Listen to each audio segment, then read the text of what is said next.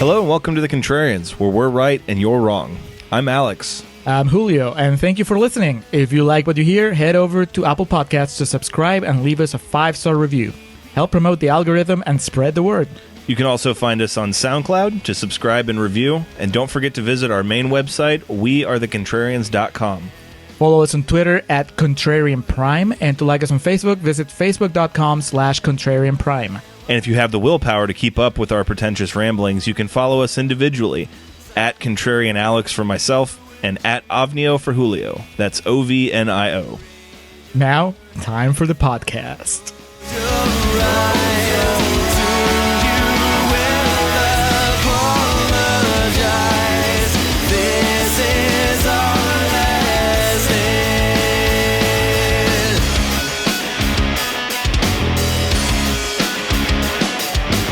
Alright, I'm reporting for Contrarians Corner for The Last Airbender, also known as Part 1 of the Shyamalan anthology.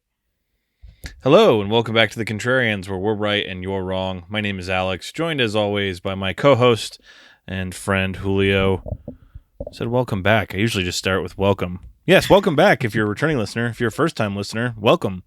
With the controversy that this movie brings along with it, and just the lightning rod of attention that is M. Night Shyamalan, it's safe to say we might get one or two new listeners on this, so welcome. He has a new movie coming out.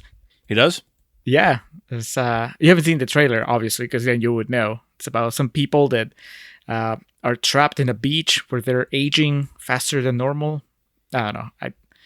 I saw the trailer once, kind of like on my phone. I wasn't paying much attention.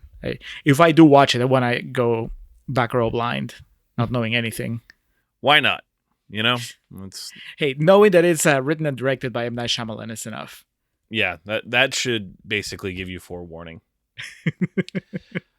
As Julio made mention of, this is part 1 of the Shyamalan anthology, as we were very blessed and fortunate enough to be on the live stream for The Cure this year, covering The Happening and our incentives for contributions and donations during our hour wasn't just me catching psoriasis, but also basically if we made enough money, we would do up to 4 episodes covering what we feel are kind of the peaks and valleys of Shyamalan's filmography.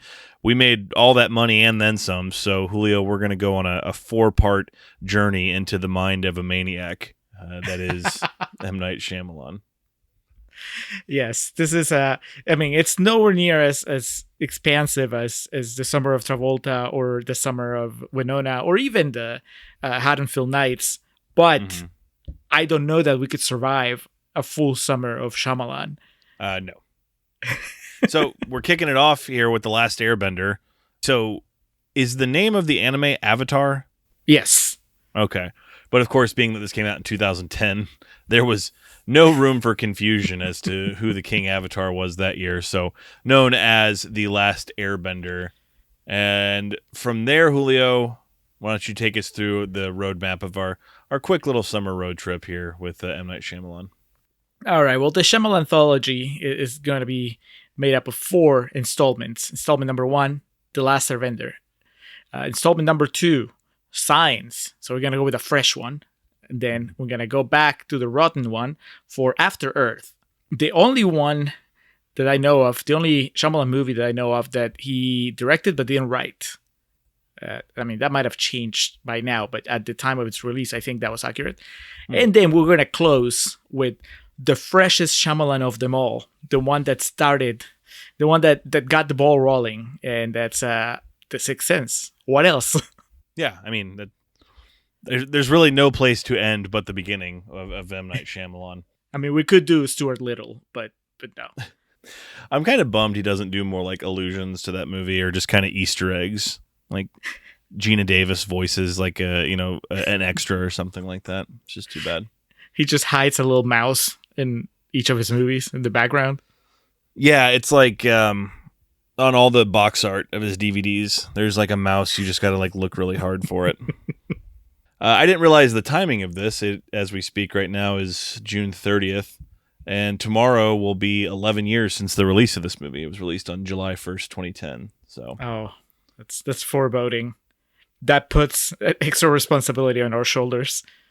It makes the tagline of the movie even more poignant. 4 nations, 1 destiny. That's here to discuss. So, getting all of the pleasantries out of the way with the summer stay, the Shyamalan anthology. So now we know that's coming.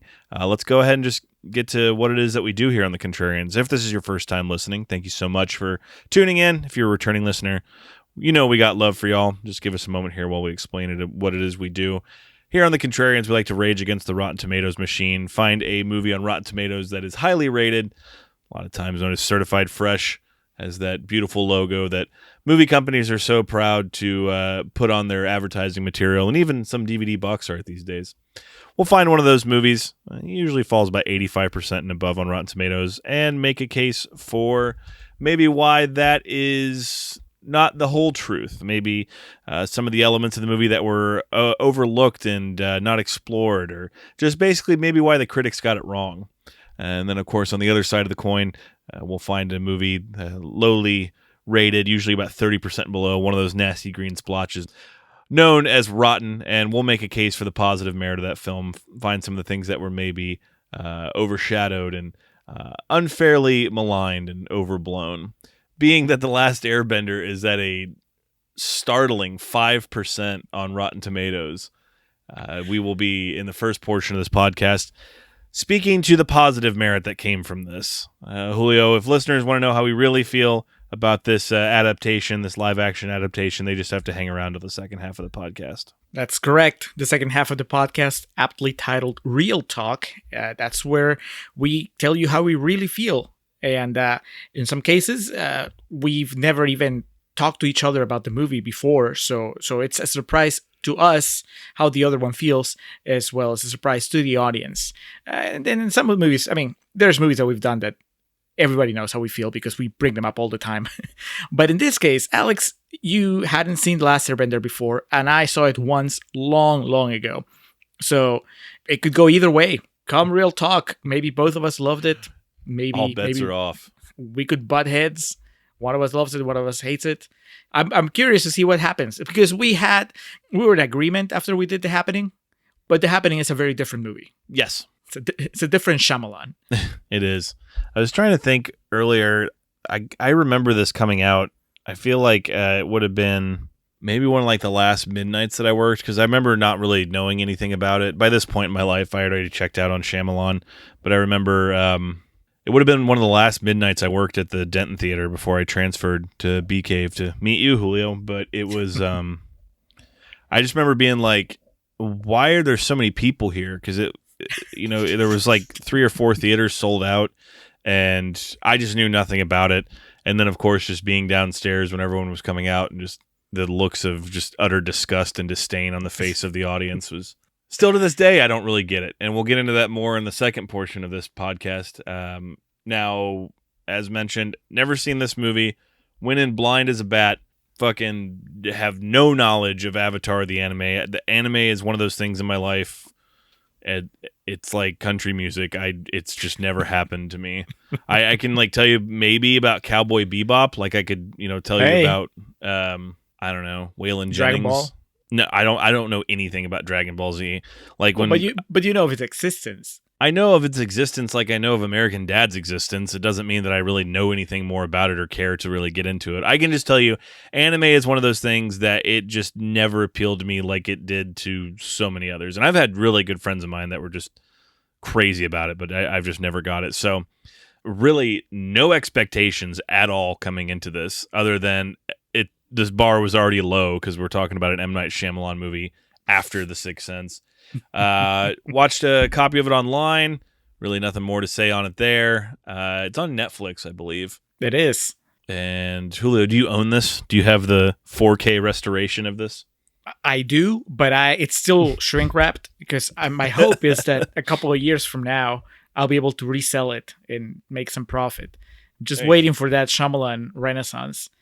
So I just went the Netflix route. And you said you did see this. You just don't recall if you screened this or went to the theater to see it, but you did see it upon its original theatrical run. Yeah, I want to say I screened it, because either I screened it or when I watched it, it was an empty theater. Because I want to say that if I'd been surrounded by a crowd, I would have caught some sort of reaction, and I don't remember any of that. So I was either by myself screening it or by myself in an empty theater in the middle of the day. But either way, I did not have the pleasure of watching it with fans of the anime or fans of Shyamalan or both. Or fans at all. Fans of cinema. 5%, Julio. We've done some low ones in our day, but this is amongst them. What exactly? I mean, this baby got lambasted. What were people saying about it? Got a few rotten quotes from the Rotten Tomatoes website. I'll start with Andra Hubert from NME, who says, "Time was, the endings of M. Night Shyamalan films were always the biggest mystery. Now, the only mystery remaining is how, in a recession, he continues to get studios to fund his films." Well, not to jump too far ahead to spoilers, but I'll tell you how. Budget $150 million. Box office return $320 million. That's how. That is how, Andra. Recession? What recession? Next, Jay Stone from Canada.com. The Last Airbender is not just a flop. It's a big budget flop. And it's a throwback to that grand old genre. The movie that's so bad that it's bad. This is from a Canadian. It stings a little more. I'm not your buddy, guy. He really just could have laid it on a little bit more there. He pulled his punches because, it's Shyamalan, eh? Yeah. And also Canadians are just so damn polite. Yep. Next, Perry Seibert from TV Guide. There's no third act twist because we never get out of the first act. To me, that kind of shows that Mr. Seibert here was too familiar with Shyamalan's filmography. I think he went in expecting the Shyamalan formula and then was thrown off when Shyamalan decided to, throw everybody for a loop and do something different. He doesn't need a third act twist every single time. I thought I would have learned that by the time that The Happening came out. Apparently not. Well, let's close with Scott Kalura from IGN Movies, who says, "Would it be more accurate to call this the last Shyamalan movie?" Right now? No, it would not. Well, nope. Well, I'm guessing he was not looking at the box office when he wrote that quip. I would doubt it.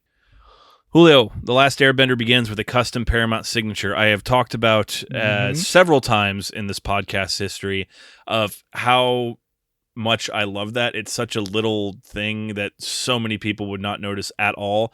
But when the signature title card for a studio is customized to have something to do with the theme of the movie, by God, do I love that. And so that right away put me in a good mood. And then I had no idea this was a Nickelodeon movie, so I couldn't help but just audibly laugh when the Nickelodeon logo came up next. We might have talked about this before, but have you ever seen a Nickelodeon movie theatrically? In the theater? Yeah, as in it came out and you went to see it. The Rugrats movie. And let me test my knowledge right now and see if I'm right about what the first Nickelodeon movie was. It was Harriet the Spy with Michelle Trachtenberg of Contrarians fame, a la Eurotrip. I saw Good Burger. I probably rented that. I remember the tape was orange because it used to be better. The Rugrats movie I saw in the theater. That might be it because that would have been when did Rugrats come out? 98. So. Yeah, and the next Nickelodeon movie didn't come out till 2000, and then 2000's the year I turned 13, so I really became too cool for that shit. And now, joke's on you. Well, I was gonna say then the pendulum swung back because by 2004 I was kind of over that period of better than, and I remember I loved the SpongeBob movie. Have you ever seen the SpongeBob SquarePants movie? The first one. I've seen the first one, which I loved. Yeah, it's great. It's so funny. So. We go from that to 2010 with The Last Airbender, which was sandwiched in between Imagine That, starring Eddie Murphy, and Rango with Johnny Depp, which was a critical and financial success, if I remember correctly. Didn't it get nominated for Best Animated Movie? I think so. It might have been the last big Johnny Depp hit, where it was just Johnny Depp carrying the movie. Well, his voice. Yes. What we really wanted from him. So... Yeah, no forewarning that this was going to be a Nickelodeon joint, and so that, of course, just kind of caught me off guard and made me snicker. As we're prone to do from time to time here, referencing the godsend that is Wikipedia. To kick us off here with the plot synopsis, a century has passed since the Fire Nation declared war on the other three nations of air, water, and earth in their attempt to conquer the world. Sokka and his sister Katara, who belong to the Southern Water Tribe, discover an unusual iceberg. Breaking into the iceberg releases a beam of light and reveals a 12-year-old boy named Aang and his flying pet bison Appa. Spoiler, does the dog die? No, his flying bison does not die in this movie. He kind of disappears, but he doesn't die, at least to our knowledge. Maybe in the future it would have died, but unfortunately, even with all that money, we didn't get the end of the story. What the hell? So the Avatar, where that comes from, the Avatar is like a mythical being that possesses the ability to control all four elements of air, wind, earth, and fire. Whereas, as we just mentioned, the world is broken into basically four nations, and it's each of those respectively. And Aang here is the Avatar. And it's apparently like the same sentient being over millennia. It's just they take on different beings. And unfortunately, Aang has been kind of frozen in ice for 100 years or some shit. Julio, you are way more in tune with the sci-fi realm than I am, so I may be referencing you or throwing it over to you a couple times to kind of catch us up to the plot, because there are parts in this where I was just like, whatever, Julio will know what's going on. Hey, and I'll throw it to famous filmmaker Marty Scorsese, who made a movie called Kundun about the Dalai Lama, which was kind of the adult version of this. No superpowers, but it follows the story of a kid he's believed to be the latest reincarnation of the Dalai Lama, and they even do that. They have that scene there where they take him to a room and they show him like the objects from the previous Dalai Lama, and he basically it's a whole bunch of objects, and he has to pick the objects from the old Dalai Lama, and this kid does, and they're like, oh, he is the reincarnation of the Dalai Lama, and then he grows and becomes an adult that gets involved in the political strife in Tibet and all this stuff. And that was like serious Dalai Lama / Kundun vibes in Last Airbender, except that kind of Hollywoodized, that for mass consumption, because Kundun was not a big blockbuster. It was an art movie. It was Marty Scorsese kind of being artsy. So I was glad that Shyamalan kind of took those elements and just decided to make it mainstream. Yeah, so with here, one thing I mean, it's going to be present all throughout the movie, but one thing I kind of expected just due to its poor reception was like that it looked bad. And right away, we have the female character, Katara, played by Nicole Piltz. And she's the first character we see kind of manipulating the elements, where she's just kind of practicing her ability to manipulate water. Mm-hmm. And then, of course, we get the big iceberg that breaks open. At no point in this movie do any of the visual effects look bad. So that's one positive that was immediately established with me that stayed present throughout the entire film, was that it looks great. And, it's clearly a movie like the Marvel movies that's made half on a soundstage in front of a green wall with just a lot of visual effects, but it all looks believable. And again, a huge part of that for me was coming into this just assuming the worst of everything. So to see how good this movie looks, it was great and refreshing. And as someone like you who's seen it before, I if I remember correctly, it was released for the purposes of 3 dimensions. Yep. But even on my small computer screen, I was blown away here by what M. Night was able to do with a very modest $150 million budget. Yeah, that was one of my main concerns starting the movie, because I remember having watched it in 3D, having experienced it in 3D, and just having that immersive experience, right? And this is not the kind of lame 3D where it's just, where you can tell the 3D shots. It's like, oh, he points at the camera and the finger's coming at you or whatever. This was just, the whole environment was 3D. It's kind of a shame, like you said, that the other Avatar kind of took all the attention as far as 3D went. But here, so I was nervous now that I was gonna watch it just on a regular TV to see if I was gonna feel the lack of 3D watching it, but I didn't, because it looks gorgeous. You could freeze frame at any point in the movie, and it's like a painting.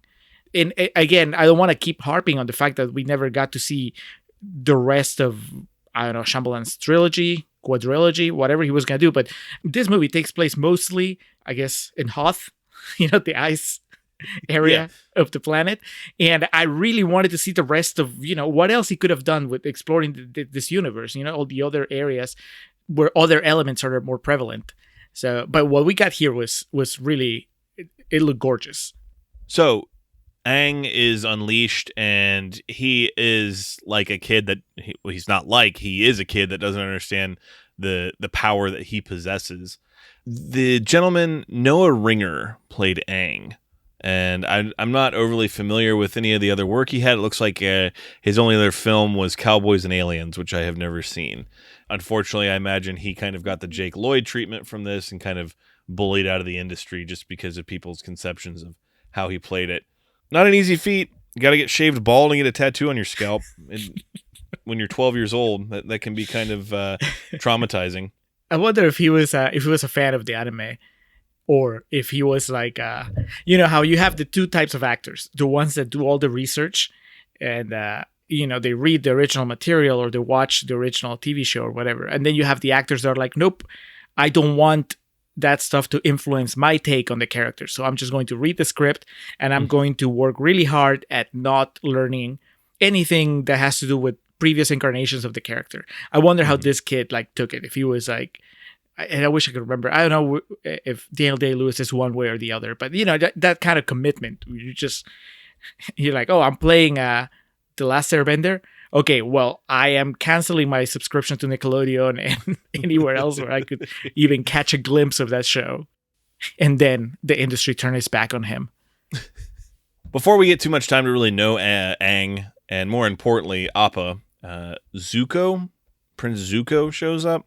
Danny? Dev Patel, Slumdog. I mean, I know that's the name of the movie, but it's unfortunately for Mr. Patel, he was in a movie so iconic and his DNA is so ingratiated in it that, sorry, Dev, you're just going to be Slumdog. I feel bad because I know he walks down the street every day and someone's like, hey, Slumdog Millionaire.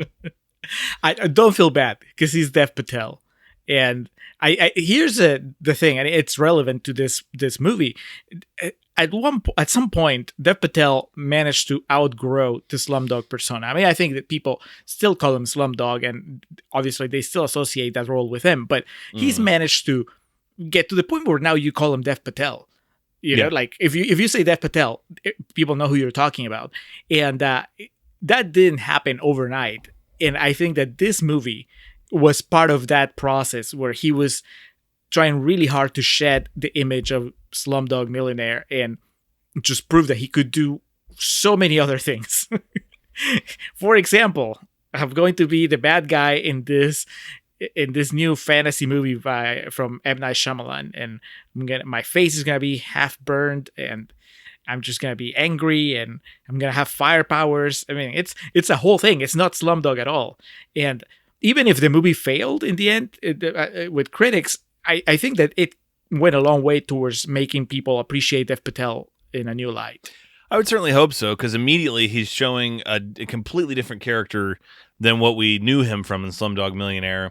He was very, almost weak and kind of just would kowtow to any and every scenario in that movie. And here he shows up and he's angry because he saw the beacon of light that was released when the Avatar was freed from his iceberg, his holding cell. So they come in. Basically, Aang releases himself to make sure that nothing bad happens to the tribe, because he surrenders to save the village. And this is where, who is Dev Patel's right-hand man?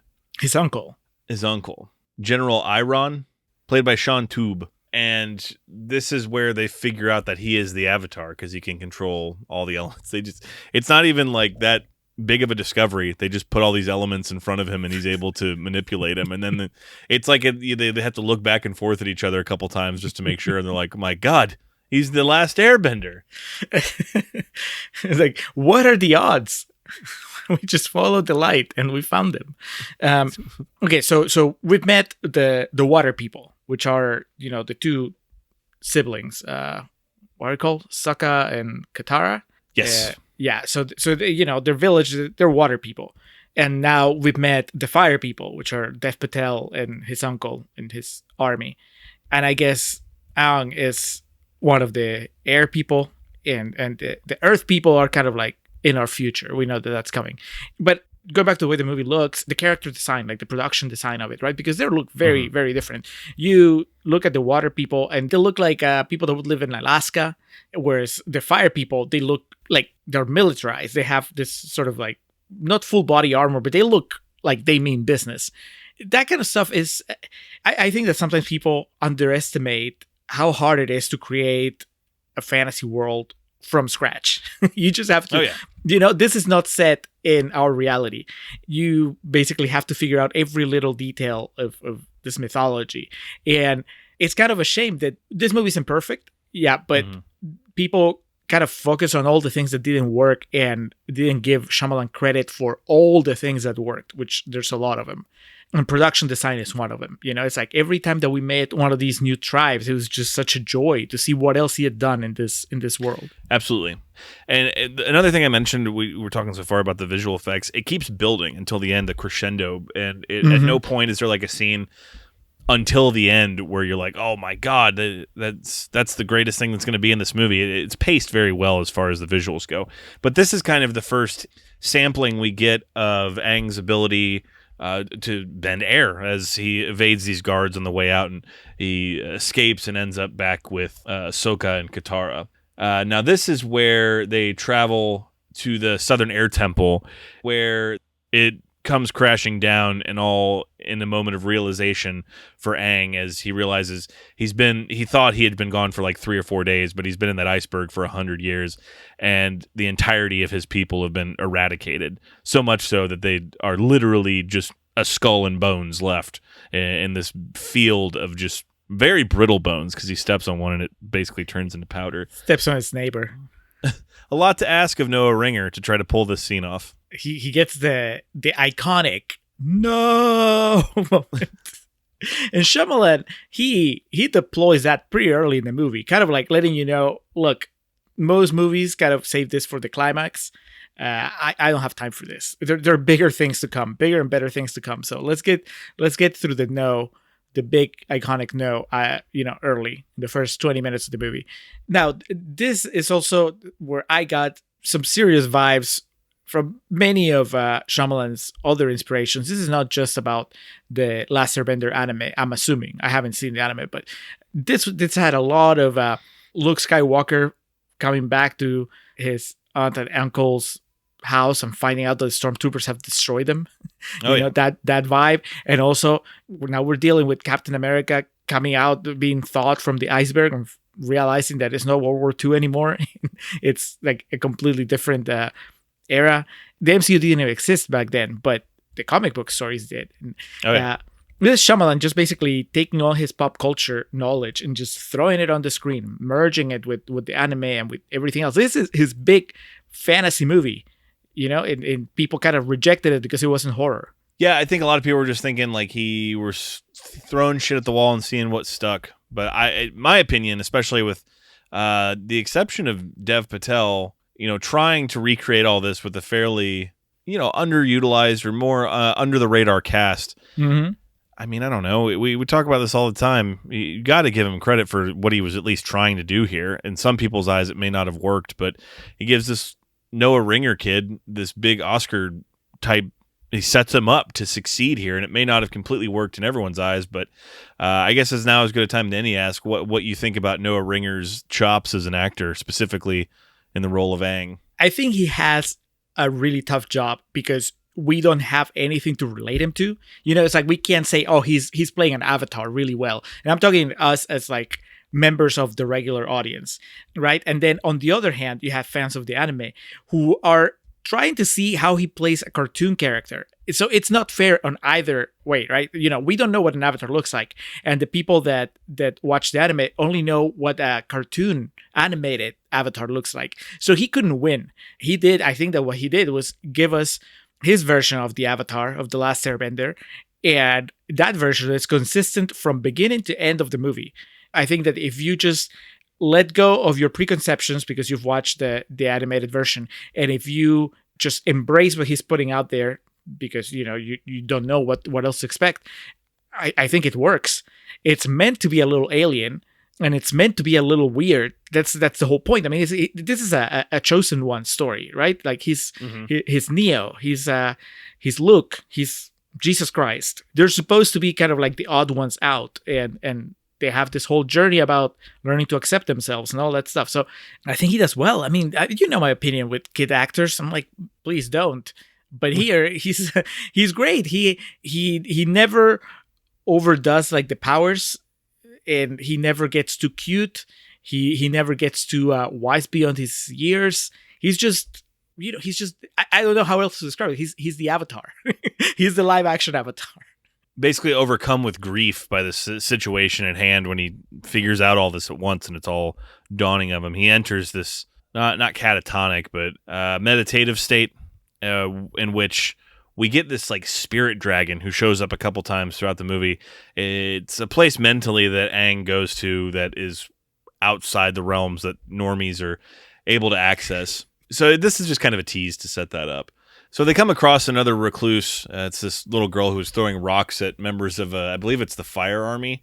As we quickly find out that they are led by Asif Mandavi from The Daily Show. Yes, a definitive, hey, that guy. When I saw him, I was like, he's in a lot of things that I've seen before. Spider-Man 2. Ghost Town, which I'm a big fan of. And it's kind of a funny story, which I'm not particularly a big fan of, but that's definitely no fault of his own. For sure, Spider-Man 2. And he's got a vast filmography, but been on TV, like you mentioned, The Daily Show. He's one of those people you see and you're like, hey, that guy, I know him from someplace. So typically in a movie, when you see that, it's more of like a calming presence, but he's an evil motherfucker in this movie. So M. Night was like, get me all the people or people that look like people, and I'm going to cast them in the exact opposite role that people are expecting. Yeah, this is, I mean, going back to the way that, you were talking about the casting and just the fostering of talent. I think that you go about it two ways. One, you give opportunities to brand newcomers. People like the kid playing Avatar, because that's how you build the next generation of great performers. They have to start somewhere, and then you do the other half of your cast with people that already have a career, but that maybe they haven't done something like what you're going to offer them in this movie. And yeah, never seen this guy Asif Mandev play a villain, play a twisted individual. I mean, he's always a funny guy. The closest I've seen him to being mean is in Spider-Man 2 when he's yelling at Peter for not delivering the pizzas fast enough. That's right. It's such a stretch, and it works. It keeps you off guard, and now I don't know what to expect, right? Like he could kill somebody in the next scene. So that was great. That was such a pleasure to see him there stretching his acting muscles. This leads to a battle between basically dwellers of the land and also the Fire Army. What I'm picking up on, Julio, and throw it back to you if this is incorrect. The Fire Nation is basically wanting to take over everywhere. They're the bad guys, and everyone else is kind of in a united effort against them. But specifically, it's like the water people that want them gone, which makes sense. Water and fire and whatnot. But the bad guys in this are definitely the Fire Nation. And this scene here, of course, leads to an impromptu battle with all sorts of fucking crazy mythical shit going on. It's through this, though, that we learn that Aang has yet to master anything besides airbending. It's the fire, water, and earth he knows he can control, but he hasn't mastered that yet. The reason for it is because he ran away when he found out that he was going to be the Avatar, because he doesn't want that responsibility. Again, 12-year-old kid, a lot to put on his head. I get it. I mean, everybody does that, right? It's the refusal of the call. That's part of the hero's journey. Every classic heroic journey has that moment where the hero is presented with the choice to go on the adventure, and he says no, and then something happens, and then he ends up saying, okay, yes, never mind. And going back to Luke Skywalker, he says, no, I'm not going to go with you, Obi-Wan Kenobi, and then goes back and finds out that his family has been killed, and then he's like, well, fuck it, I guess I'm going. So that's kind of like what happens here with Aang. He ran away before they finish his Avatar training, and then he got frozen for 100 years, and now his people are gone, so what else is he going to do? He's got to finish his training somehow. But before we move forward in the story, Alex, I really want to talk about probably the most inventive element of this movie. I'm assuming it has its roots in the anime, but whatever the case, wherever it came from, it's probably one of the most memorable things, which is the way that these people battle and the way that they manifest their powers. Because it's not just like, oh, I'm gonna shoot fireballs at you and I'm gonna move water towards you and throw rocks and whatever. No, they dance while they're doing it. Like, that's the whole point. They channel their energy by dancing. So It's like capoeira. yeah, exactly. Like, so it's a mix of what you're seeing on screen. It's like half dance off, half supernatural battle, and it's like, never seen that before. I'm pretty sure I haven't seen it since. In As if that wasn't enough, a few times during the movie, and certainly in this specific moment where you have the earth people and the water people and the fire people fighting, it's all in one unbroken shot. Like, Shyamalan's camera keeps moving from one person to the other and following the elements. It's just like, not every filmmaker can do that. And definitely they can't do it with such precision, making it look as clean as Shyamalan does it here. I mean, this is a guy that had, by the time that he made Last Airbender, he had, 5, 6 movies under his belt? Big movies. So I think that maybe, again, we just kind of took for granted the things that he always does well. Like, it's like, oh, big deal. Shyamalan can have like pretty shots and make things look great, but it's still there. It's still worthy of praise, And then you throw in the new elements, which are like the way that these battles take place. It's great. It's so graceful.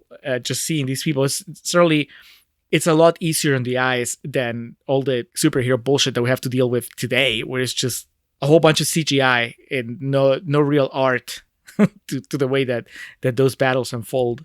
Nothing to back it up with. Zack Snyder's slow motion over and over. Here, whenever there's slow motion, it counts. And like you said, it's the idea that he needs to still learn these things and be taught these skills. It makes sense. It applies because it's an action movie after all, and you got to have a montage of some sort. So they take a side trip. This is basically where Aang's intuition is leading him, because he sees like this temple that's away, far off in the distance, and he believes there he can get to that meditative state again where he can access what he needs to and what he needs to see, and hopefully bring back that spirit dragon. Unfortunately, when he gets up there, there's one lowly elderly resident who recognizes him and knows who he is, but immediately betrays him and sells him out to the Fire Nation. They're back again already, and they take him and they have him tied up, and it's crazy shit. Like, what do they say? They don't want to kill him because then he'll just be born again. So is the idea, or he'll at least be reincarnated. Is the idea that they're just going to keep him hostage so he can't do anything? Cerebro style? That sounds like a solid plan. I was happy to see somebody really quickly point out the fallacy, the whole like, well, we shouldn't kill him because then he's born again, and then we're back to square one. Finally, after searching for him for 100 years, we found him. It would be really dumb if we did the one thing that would guarantee that we lose him again. So that's pretty cool. Now, at this point, I guess we should mention that there's dissent among the Fire Nation, because it turns out that Dev Patel, who's, I guess, the prince of the Fire Nation, he's actually persona non grata in the kingdom. He's been exiled. Correct. So I skipped over my note there. My note says Patel has a backstory.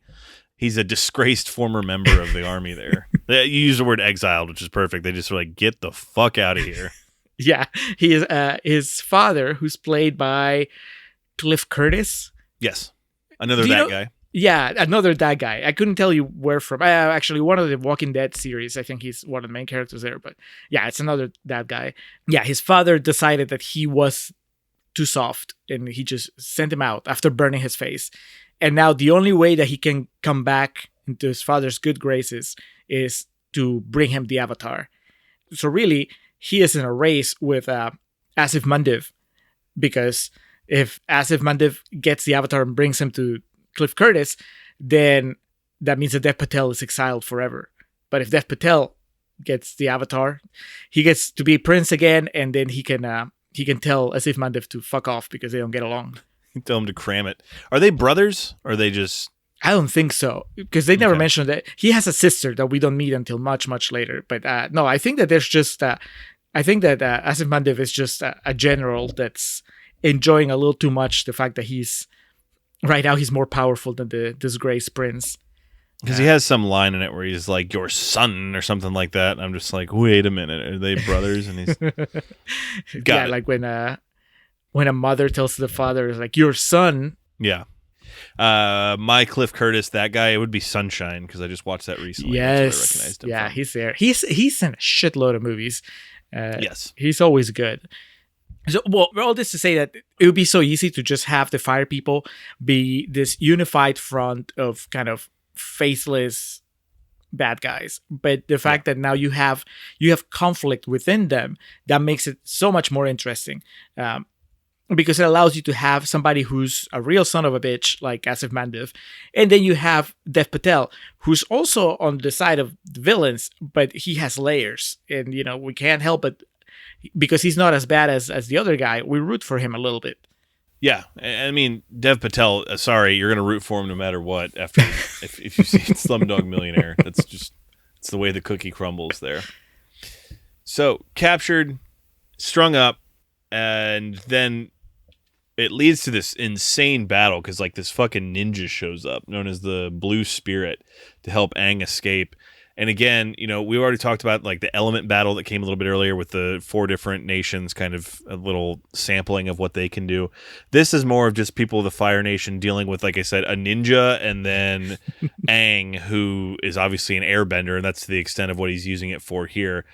Again, not every movie has to be Chinatown. Not everything has to be, Interstellar, have some really intricate plot or anything like that. Sometimes dudes just got to be dudes, and you need a good action movie. And in this scene here, this ninja's like taking everybody out, and there's this awesome just cavalcade of visual effects with Aang bending air and like throwing shit at people, stirring up a fog. And, it's these two people, they take on an entire army. And it's a bit of a lengthy scene, but it's awesome, and it's accompanied by just a fantastic score. So this, up until this point in the movie, and especially after this scene, I was like, all right, what is this just notorious legacy that this movie has? Because so far, this is perfectly serviceable. I think that part of it was just that people wanted Shyamalan to fail. It just, you know what I mean? Like it gets everybody. It's just the you get the backlash and the backlash to the backlash. People love something, then it becomes so popular that now people get sick of it and turn on it, and then eventually it has a renaissance and people start appreciating it again. It's just the never-ending cycle of being in the public spotlight. So. Yeah, Shyamalan was Hollywood's darling for a few movies, and then he did something that people didn't like, and they blew it out of proportion, and then, he made The Happening. And then I think that after The Happening, people were just looking for him to fail. And that's the problem, that, this is not a failure. This is just something completely different. We kind of touched on it during our Live Stream for the Cure segment, where we were talking about The Happening and how that was a movie where he decided to make very conscious choices to do something different from what he was known for. So here he's dealing with special effects in a scale that he never has before, and he's never done like a fantasy epic, and that's really what he's doing here. This is Star Wars, and I think that people sometimes knowingly, I think, miss the point, like on purpose. And they were judging this movie as if it was meant to be another Sixth Sense or even another Unbreakable. When it's like, no, it's not a space opera, but an elements opera. You don't watch Star Wars, and I know I keep going back to Star Wars, but it's because there's so many parallels. You don't go to Star Wars and you start criticizing the acting, or the reliance on special effects or any of that. You just go to Star Wars and you sit back and you enjoy the ride. And that's what, for some reason, critics couldn't do and audiences couldn't do with Last Airbender. It's an interesting point. I never really thought about it. They just wrote it off beforehand. They wanted it to fail, but then also when they got this and it wasn't what they were thinking it was going to be from Shyamalan, they're just like, fuck it. It's like Music of the Heart, that drama that Wes Craven directed with Meryl Streep. That's why that movie didn't succeed. People are like, you're Wes Craven. We don't want to see you trying anything serious. In this case, it was M. Night Shyamalan. We don't want to see how cool your action scenes are. We've made up our mind already. Yep. Just fuck off. So it turns out that this ninja is Dev Patel, Zuko, and he ends up getting knocked out in the process. I thought I got killed. I thought I got shot in the face with an arrow. So my note says, Slumdog killed, parenthetically, question mark. by one hell of a shot, because this dude shoots an arrow over an entire bridge. But it turns out he wasn't killed, so that's good. But Aang's sure to like be with him and recoup him until the next morning to make sure he's okay. And they escape under the cover of fog, under the cover of darkness. But then he leaves him behind. Because at first I thought, oh man, they're going to team up. But no. Aang just left him behind after he realized that, after he made sure that he was okay. He just left. Because the next time you see Dev Patel, he's talking to his uncle. Mm-hmm. And the uncle is like, so where were you all night? Yeah, I mean, spoiler alert, we come to find out that dude's a snake in the grass, and he's been relaying intel to Asif Mandiv and just selling out the whole plan that these guys have. So the plan from here is Aang and his crew end up going to the North Water Tribe. This, Julio, you know this shit a lot better than I do. This is where it just started to look like what Game of Thrones is in my brain. Like they have the princess there with like the platinum blonde hair. Princess Christina Aguilera. Yeah, and everyone's just kind of like walking around, not necessarily unhappy, but not happy with their lives either. And the elements just look really shitty. That's basically all I know of what Game of Thrones is. So I mean, that is part of Game of Thrones. Yeah, it's basically an ice kingdom, which looks awesome. But they do have people that can help train Aang and his water skills because he's starting to learn.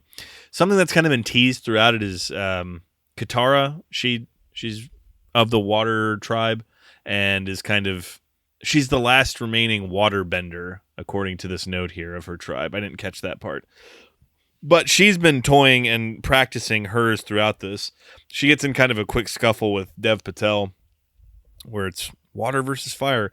But everyone's kind of honing their skills here because it just obviously war is brewing and there's just trouble looming over the air as the Fire Nation is going to lead their march into this tribe.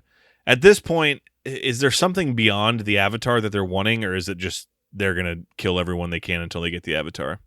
I think it sounded like they were using, it was like there were the two objectives. One is they want the Avatar and they know the Avatar is there. But also, they're like, well, since we're going that way, we might as well exterminate this tribe. 2 birds, 1 stone. Exactly. I really appreciated this moment of calm, though. We have this montage of them training, and it's not just Aang training, but also Katara and then all the other people there. It's just, it made me think, this is what I wanted from the X-Men movies.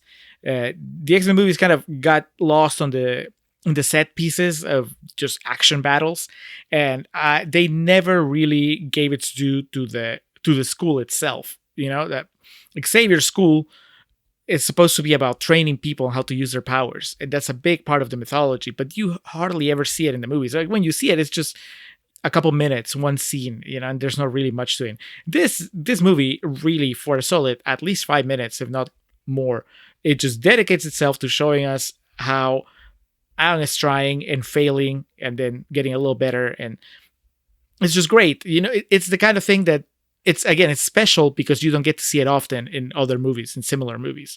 And that was cool. Again, I hadn't seen anything like that before. Just a whole group of people learning to manipulate water to different degrees of success. So as we mentioned, General Iron has been selling out the secrets of what's going on with Zuko and also Aang and his crew. Zuko shows up. This is where I mentioned he gets into a bit of a scuffle with Katara and then gets into like his ass absolutely handed to him by Aang. They get into like this fight in like it wasn't a stairwell, but it was like the top of a tower. It looked like a bell tower or some shit, but he just gets his ass kicked. And I can't tell what he's trying to do because obviously he's trying to help him in the end, but he wants to take him and return him to the kingdom, right? That way he can ascend back up into their good graces. Right. Yeah. If he delivers the Avatar to his father, then his father is gonna forgive him and believe that he's worthy again. But so he doesn't really necessarily want to hurt him, but he just wants to get him and turn him over to his people. Right. Now his plan it's just him and his uncle because he's surrounded by an army that is under the command of Asif Mandiv, who obviously he wants the Avatar for himself. So the odds are against Dev Patel. But again, it's like you said, you can't help but root for him. At the same time, we're also rooting for Aang. So when they're fighting, it's just one of those things where it's exciting to see him battle, but you kind of want them to bury the hatchet and instead join forces. Yeah, so Aang gets the better of him in really definitive fashion, and then just kind of freezes him in this giant block of ice, which Aang, 12-year-old kid, I get it. It goes beyond him, but he should have realized this dude has the ability of fire and just could have melted his way through it, which he eventually does. But as the people of the Fire Nation start pushing in and taking over, Asif Mandivi gets in and goes to basically where their temple is, where they keep their fucking precogs, which are just like 2 spirit fish. And he rounds them up into a bag and then just stabs them because he says this is what controls their power, and so we are the gods now. And then even General Iron's like trying to talk him out of it. He's like, you don't know what's going to happen. This is bad for everybody.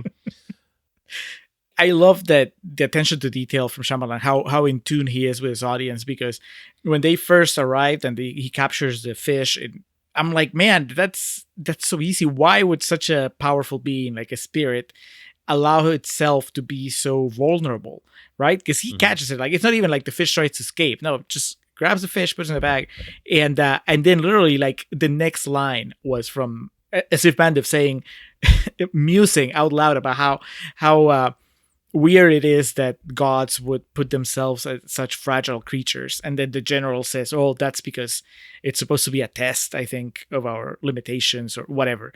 You know, like, thank you for explaining it. It's like he heard me asking the question in my head, and then he just answered it. Yeah, and so he stabs his fish, everything goes awry. It somehow gives Iron like superpowers because he can just make flames appear now. He can no longer control them. And then everything just like starts dying in the sense of just fading. The red sun overtakes the blue moon and just kind of starts illuminating the land. It's bad shit.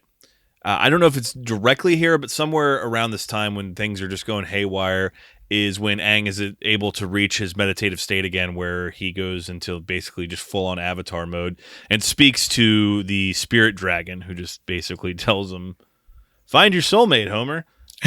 He tells him to use the ocean because he's like lacking confidence in his abilities and how to prove that he really is, the king shit. And he just use the ocean. This is like why the movie paid off spectacularly for me, because I thought that was like a metaphor. This dude ends up like in the end using the entire ocean as a weapon. So it's actually fucking awesome. Anyway, back in the real realm, the real world, out of this meditative utopia that he's in, everything's falling apart, and this is where the Princess Aguilera. This is where Princess Yu has to end up sacrificing herself. As the Wikipedia page says, in a tragic turn of events, she sacrificed herself to save the water tribe and the balance of the planet by turning into the moon. I mean, that's some metal shit right there. Yeah, it's sad too, because and we kind of went past it, but there is halfway through the movie, there's this romantic subplot between the princess and oh god, what's his name? The brother, Sokka. Sokka. Sokka's fine too. I like that. He's a Sokka. No. Well, there's romance in the air. From the moment that they arrive, they make eyes at each other and they smile, and then he volunteers to be her protector, to just make sure that she makes it alive. And then of course he fails here, but it wasn't his choice in the end. It was just her deciding that. I think the way it goes is that because those spirits had saved her life when she was a baby, now she could return the favor, kill herself, and then give her life back to the fish, and then balance would be restored.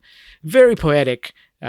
Shyamalan's dialogue it's pretty unique, and it could be kind of an acquired taste sometimes, but when it works, it works. When you're with it, it's just, like reading Shakespeare. And in this case, it's just the way that he explains all the backstory. It's just pretty beautiful. And then it's just tragic love story.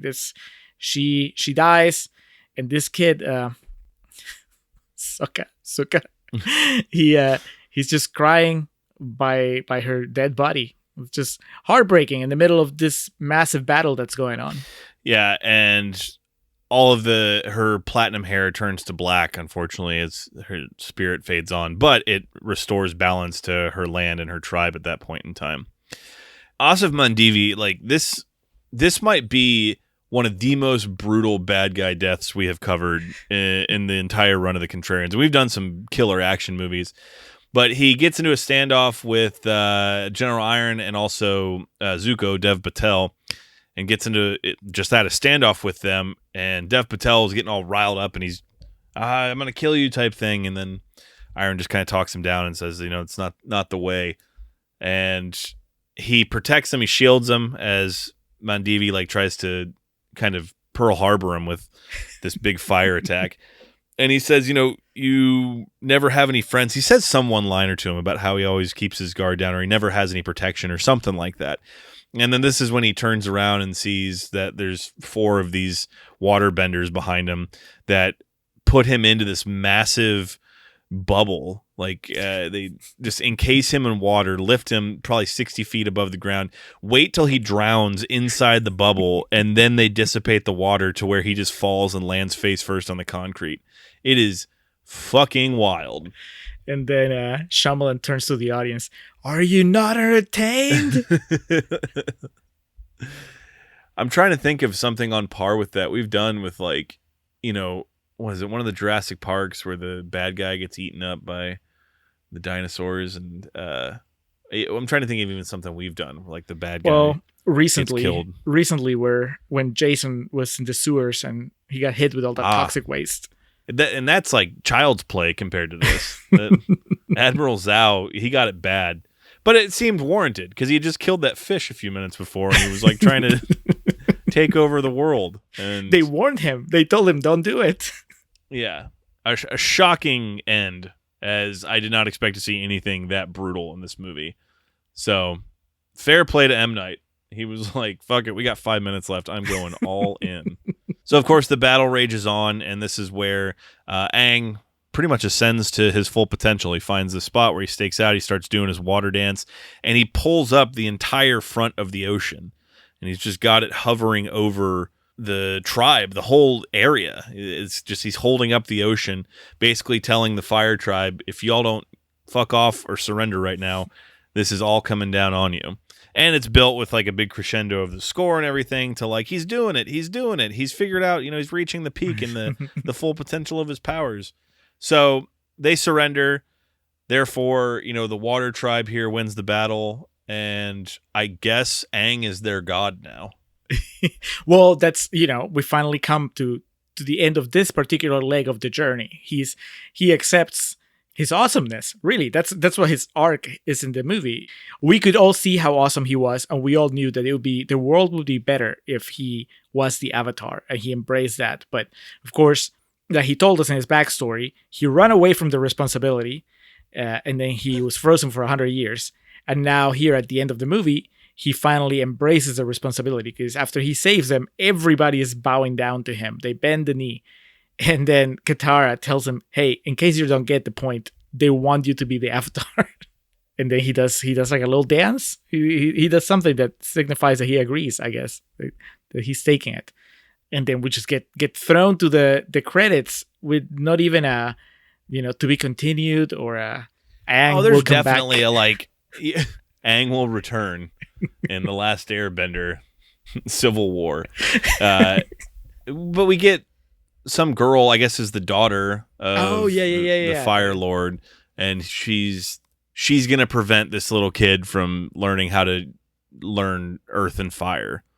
So that's obviously something that if we had watched the anime, we probably would have been privy to what was coming with this Azula character. But for us, it's just kind of like, okay, is this a Marvel movie? Is it going to go on another hour and a half? And then it just ends. Oh, okay, I guess this is what was to come, but it never came. Yeah. I mean, they do tease her because, I mean, she is Dev Patel's sister, and they mention her a couple times during the movie. It's just that, who would have known that they were setting up the adversary for the next movie, which, again, sadly, we didn't get. Airbender interrupt us. It definitely was from lack of box office return. As I said, $320 million. So what was the reason, Julio, we never got, I don't know, the first Airbender? The next Airbender. The next Airbender. Rise of the Airbender, Alex. I think that maybe Shyamalan saw the reviews and he just turned his back on it. And said, he said, you don't deserve it. Yep. You don't want it? Fine. I'll make it, but you'll never see it. and his kids are the only ones that know how the story ends.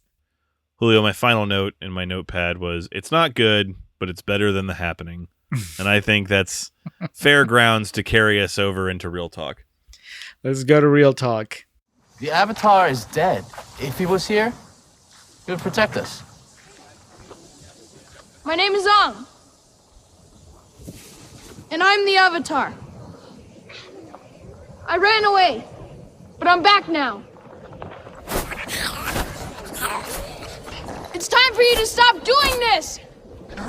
The Avatar would have to be an Airbender. Are you an Airbender, boy? Leave him alone!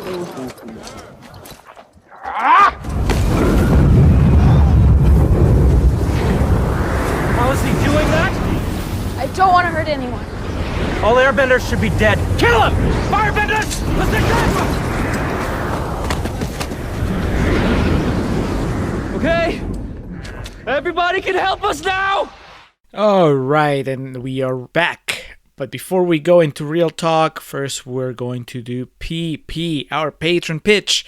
This is a segment where we let patrons know what to expect on our Patreon channel, and this is also where non-patrons find out what they're missing out on. Maybe this convinces them to join the Contrarian Supplements family.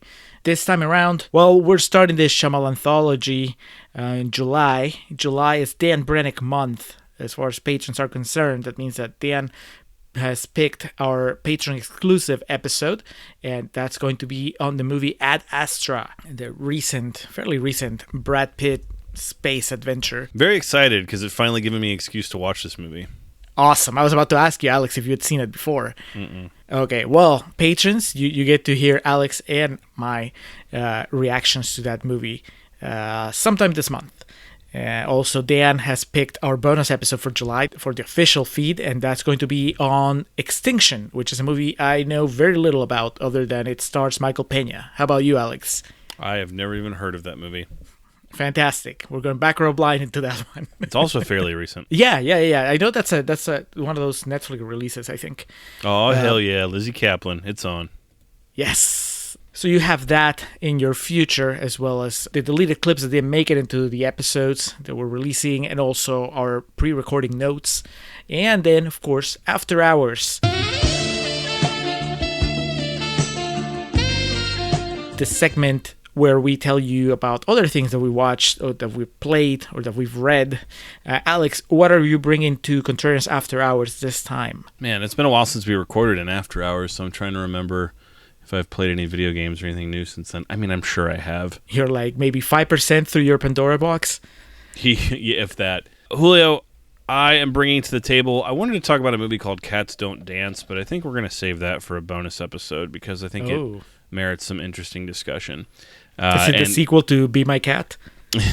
It may be a prequel because it's from 1997. Warner Brothers kids movie from the late 90s that is just fantastic and has kind of an interesting story surrounding it.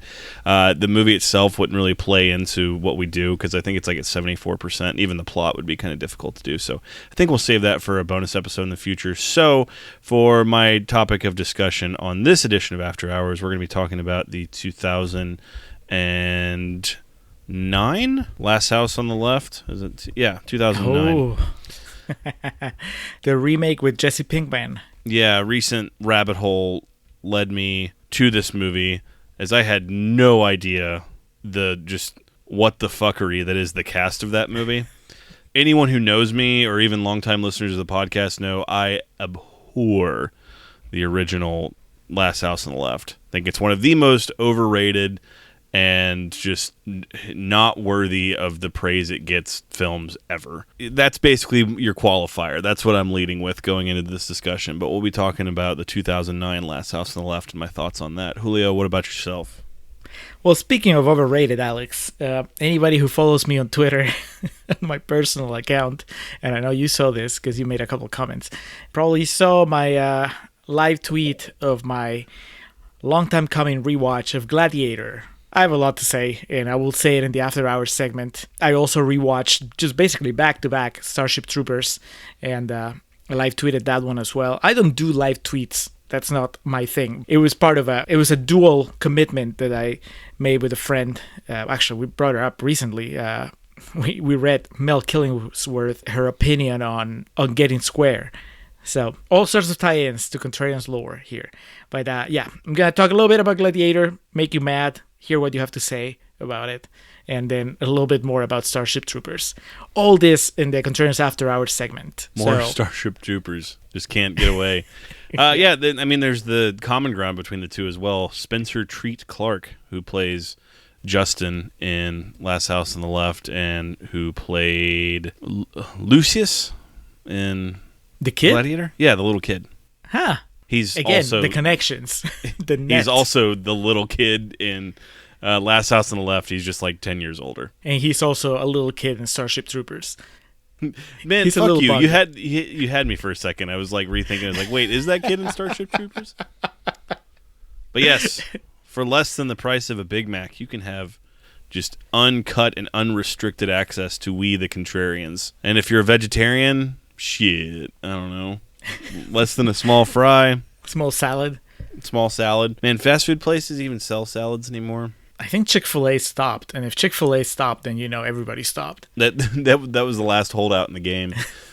I mean, you could count your pennies up, and you'd be able to get access to We the Contrarians, and then also you enter yourself into Contrarians Canon. You tell us what we're going to watch and what we're going to talk about, and that goes a bit too far sometimes, but we're still committed to doing it, as one of our upcoming patron picks has got me full hot, but we'll cross that bridge when we come to it. Any of this sounds good? If you want more information, just check patreon.com/Contrarian Prime. That has all our information. And if you have any questions about it, just message us. But now, with that taken care of, Alex, take us into real talk. The Last Airbender, as mentioned previously, released on July 1st of 2010, a budget of $150 million, box office return of a little bit under 320 million. Julio, that sounds very good. Until you realize that there was an additional $130 million spent in advertising. So, legitimately, almost the entire cost of the movie was doubled in advertising. That's weird. I guess I remember that. I remember it being very heavily advertised. The thing I remember was that it wasn't advertised necessarily as an M. Night Shyamalan movie. It was just The Last Airbender, and it was going to be the launching of this new film franchise. I mean, yes, M. Night Shyamalan presents, and from the director of such and such is on there, but you know what I mean? Like, his other movies always seem to be very front-loaded with M. Night Shyamalan. Like I said, I have vague memories of when it came out, not really knowing what it is, and I still don't particularly know much about the subject material. You've watched the movie, you still don't know what it is. Yeah, I guess that's true. The film was originally envisioned as a trilogy of films based on the 3 seasons of the series, but due to the unpopularity and low profits of the first film, the planned trilogy was left in doubt for years and ultimately canceled in favor of a live-action remake of the animated series for Netflix. So that's the Wikipedia, the more direct-to-the-source IMDb. The film was intended, as we mentioned, to be the first part of a trilogy. The film ultimately made a modest profit at the box office. Like we said, it looks good until you realize they spent $280 million on the movie. Therefore, it just Paramount was like, yeah, this probably ain't worth it. And then, oh shit, I'm sure I could read more into it, but I know there was some controversy as far as the casting goes. Yeah, I felt like it was an Aloha type situation where people were upset about the characters in the story. If I understand correctly, are of Asian descent, and here it really seemed to be kind of... do you know more about that than me? I'm kind of tripping over my words. I feel like I remember that being a controversy, though. No, it definitely is. Like, they accused of whitewashing. Well, here's the thing, and I considered making a joke about it on Contrarians Corner, which was rooted in truth, because, I mean, I haven't seen the show, so really I don't know. I know that if you look at the art, they definitely don't look like white people. Yeah. When you watch the movie, they are white people, and at least, the siblings. So my joke in Contrarians Corner was going to be about how, like, well, animation is a race on its own, and, they can translate it any way you want. Whatever the case. Probably best you kept that in the holster. Yes. Well, it never grew organically. I mean, I understand, it's like they look of a certain nationality or, race on the show. And then when they make the movie, I mean, that's the guy, Suka. he's one of the vampires from Twilight. It's like, why not? They were not casting superstars. That's the thing. Like, I remember, what was it, a couple years ago when they made the Ghost in the Shell movie, and there was like an uproar, right? Because they cast Scarlett Johansson as the main character. And I haven't seen the original Ghost in the Shell, but I guess my understanding was that there were the whitewashing accusations. It's like, she's not meant to be a white woman. Yeah. But the argument was like, well, it's Scarlett Johansson. So when you have Scarlett Johansson in your movie gets made. Whereas like if you cast somebody that's racially accurate, then maybe you don't get the funding. And it's, that doesn't mean that it's okay, but it's, it makes for a complex issue, right? Like, I can see why somebody would say, listen, do you want there's the movie to be logic made? in that. It's wrong logic, but there's logic nonetheless. Exactly. Now, one of the lesser known vampires from Twilight, like, I don't know that was the thing that was funding the movie, So it's kind of weird that he would choose to cast unknowns that did not look the way that the TV show portrayed the characters. How does that happen? And I know that was, over a decade ago. You said 15 years now? 11 years tomorrow. Yeah. So, 11 years ago, maybe it wasn't, the climate was not as sensitive as it is now, but you still would have thought that Shyamalan and his team would have thought, why not just cast Asian people?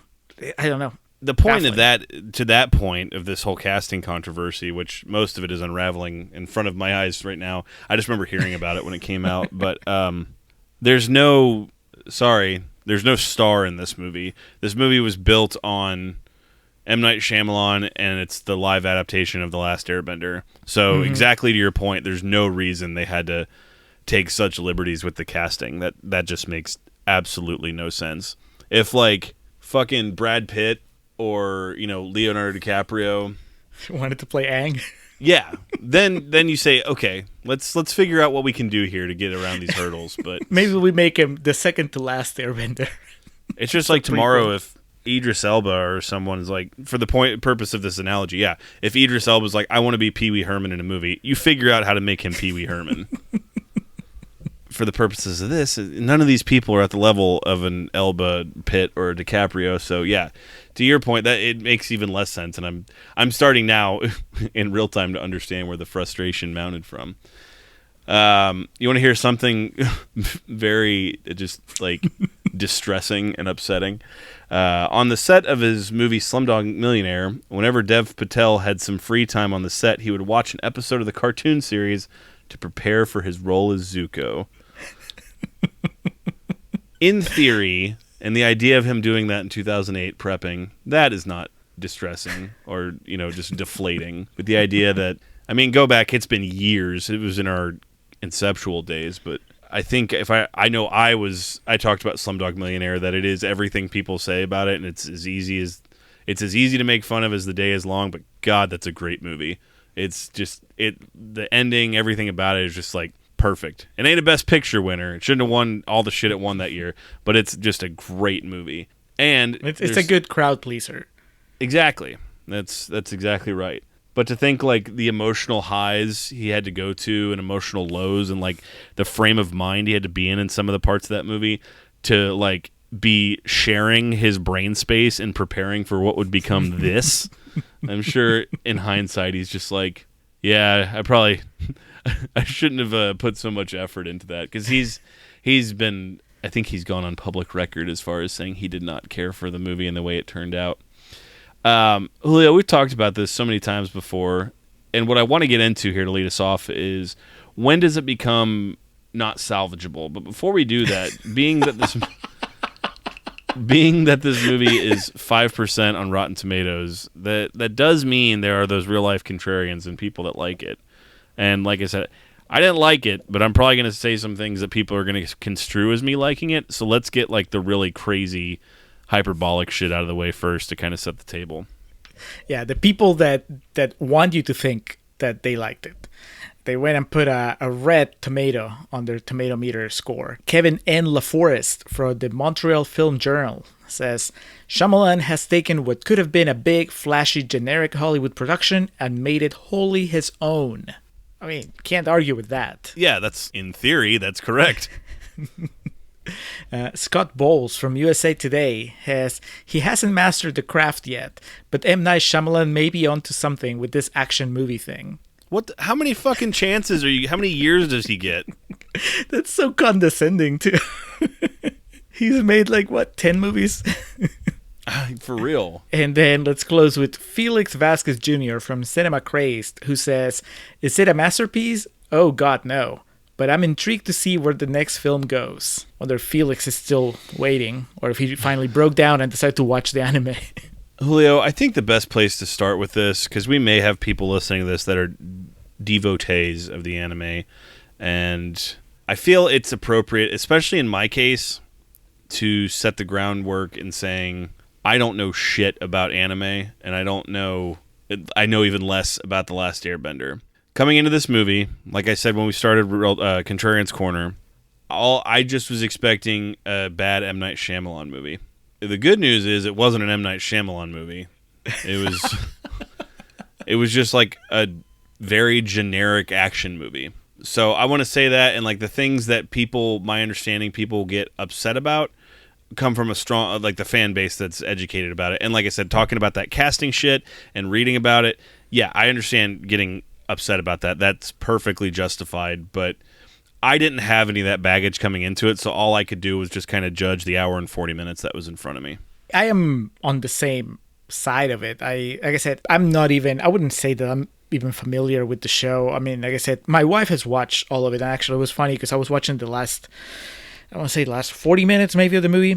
It's just the big battle and all that stuff, maybe a little before that, and I was in the living room, and she was kind of doing stuff around, but every time she walked into the living room and she would kind of pay attention to what was happening, she would just start correcting things or mentioning just what was wrong.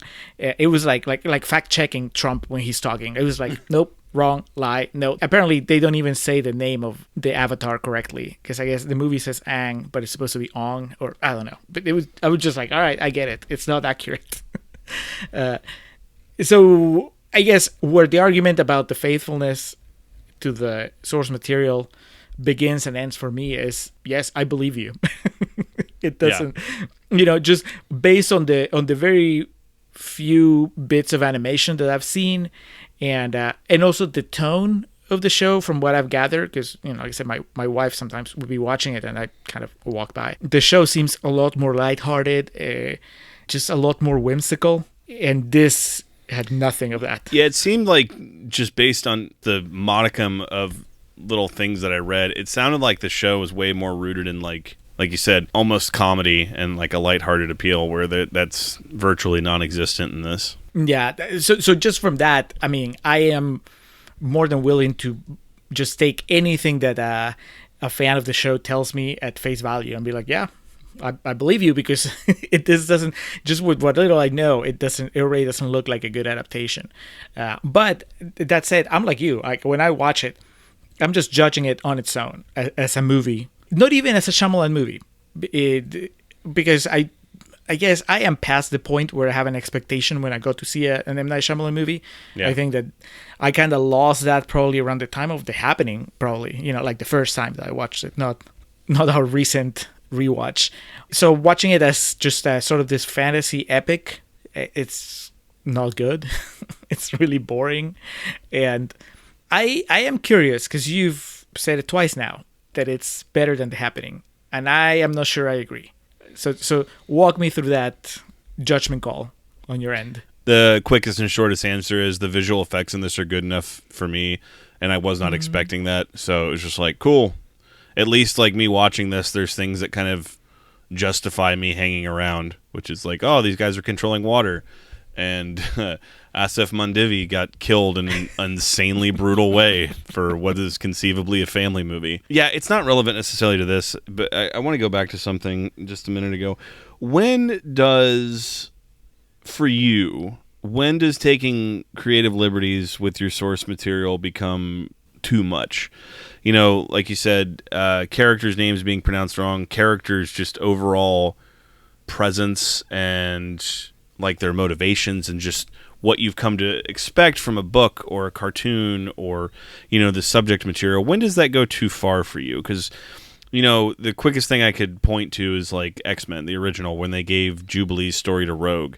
And obviously that movie did well, and there's a lot of people that revere it and love it. I still think it's great. It started you could make the argument the whole Marvel Cinematic Universe would not exist if that movie had tanked. But as a fan of the source material, I always am like, yeah, but it's kind of weird they gave the Jubilee story to Rogue. So when I hear stuff like that about movies like this, of people that were true fans of the source material taking umbrage with this adaptation of it, that makes sense to me. Sometimes people go too far, in my opinion, of like completely writing something off because a character didn't do something exactly the same way. But like, I know it's there's not really a line you can draw, but I think you know the question I'm trying to ask here. When in your opinion, Julio, for you, when does it go to the point where it's like, all right, hold on now, this is getting too far out of whack? Well, I think that it is when you lose the what makes that property special, which is not the little details. I mean, the little details are important, but there is something at the heart of whatever it is that you're adapting. And I think that for the most part, the movies that nail that, they get away with whatever changes they brought. Like you were just saying, right? They gave Jubilee's story to Rogue. And yeah, it sucks, but because you like the movie overall, because I think they successfully capture what made the X-Men special, you can roll with it. But I think that if you, for example, and not that I want to go too far down this rabbit hole, but let's say like Man of Steel, right? I think that people that dislike Man of Steel on a fundamental level, they dislike it mainly because they feel that Superman is not their Superman.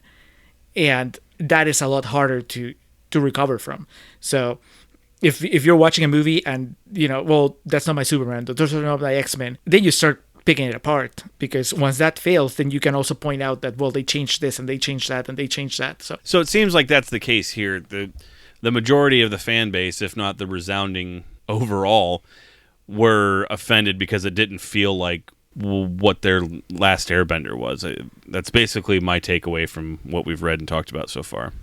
Yeah, and it feels, I mean, even not being familiar with the source material, this feels so rushed. I mean, apparently this is the first season of the show, and you can tell that they're just compressing all those story beats into an hour 40 minutes to where, you know, nobody really gets a chance to develop. You know, the princess and Sokka, you know, they're supposed to have this big romance, and it happens mostly on voiceover. They have like maybe one scene where they talk about their families, and then the next time that we see them, you know, she's sacrificing herself. So I imagine that that's the kind of stuff that has a lot more emotional resonance when you've had several episodes building it up, and you know, all that stuff that happens in the movie feels like that. Not only rushed, but it even before all the stuff we talked about with like the liberties with the story and the casting and whatnot, it really just felt like an overly dramatic Hollywood adaptation of something that wasn't. You know, the fans would describe it as epic, but you know, it just seemed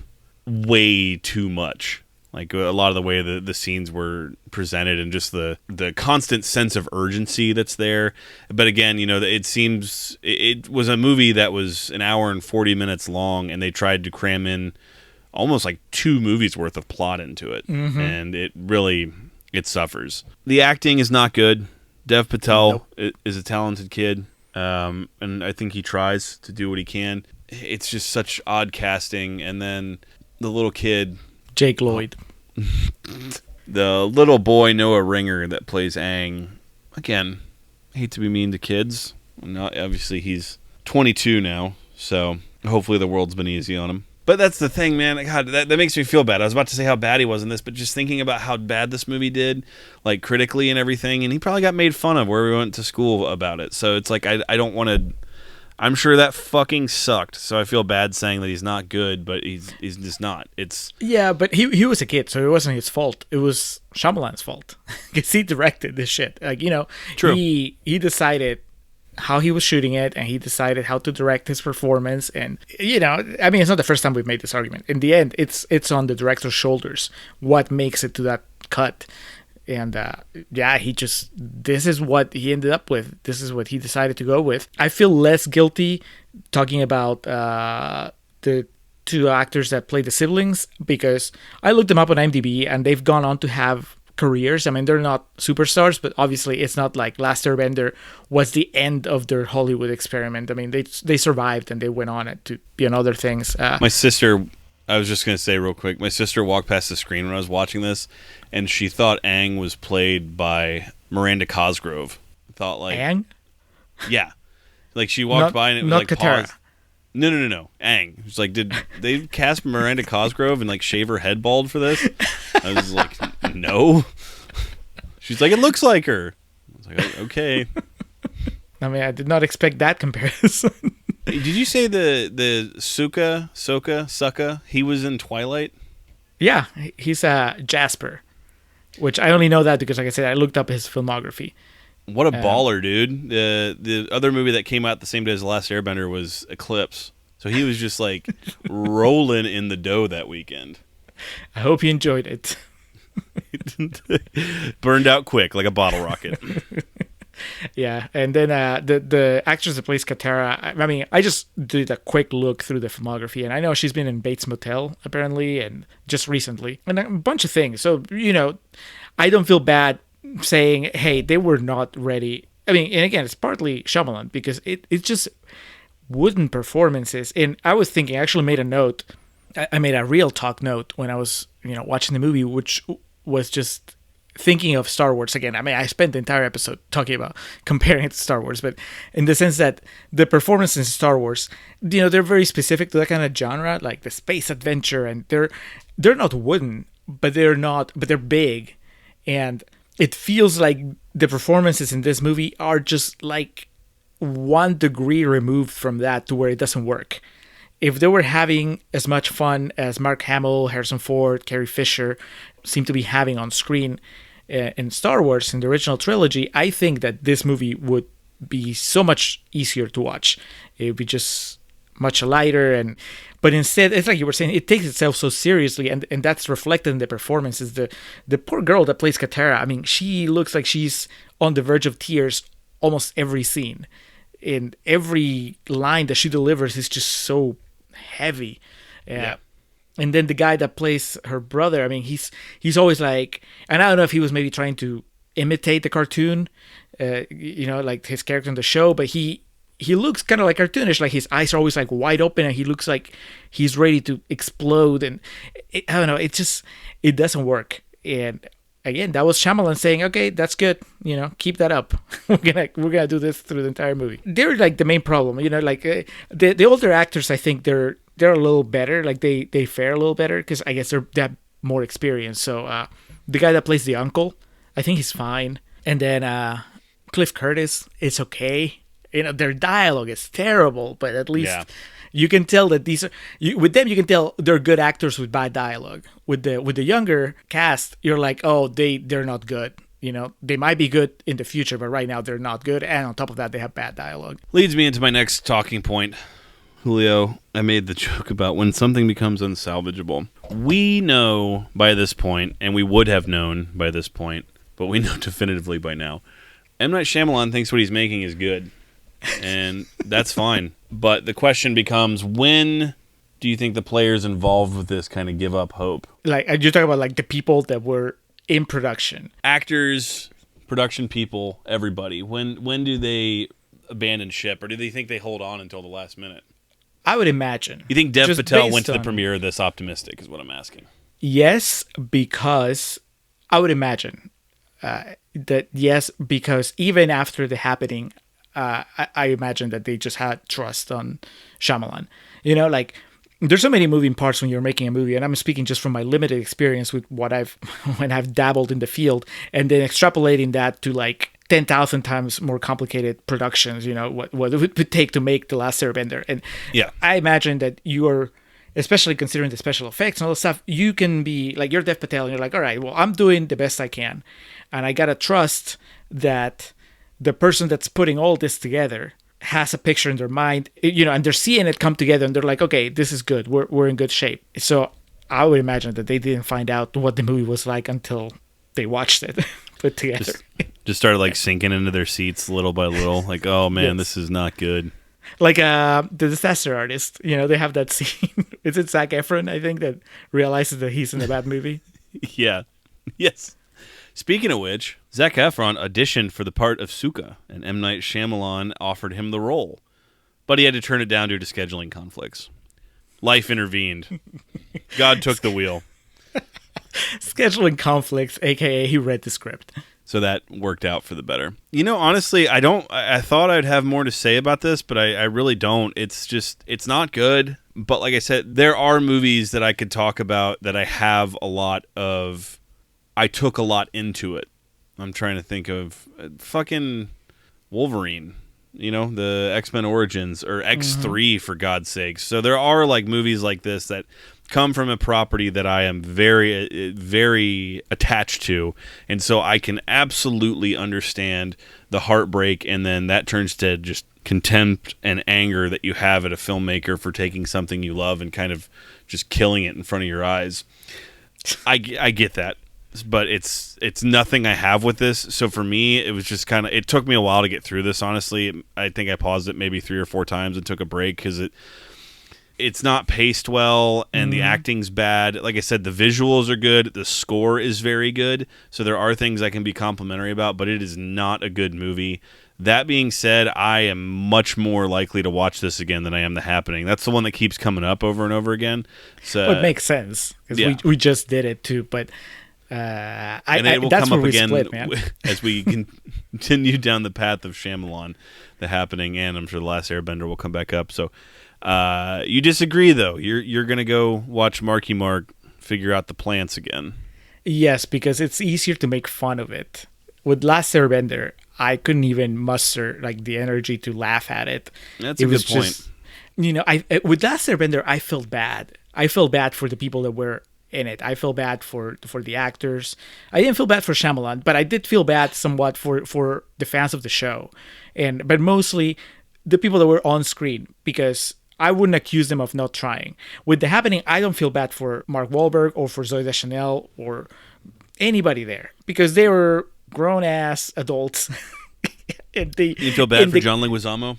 No, he knew what he was getting into. I think with the Happening, it's the opposite. I think with The Happening, they had a much better idea of what movie they were in. And they were just like, well, fuck it. I mean, it still boils down to Shyamalan let it happen. Shyamalan told him that it was okay. But I'm much more comfortable making fun of... also, it has to do with the levels of success, right? I mean, Wahlberg, Zooey Deschanel, even Leguizamo, I mean, they're fine. They're going to be fine whether I like The Happening or not. So, yeah, I'll call them out on their shit.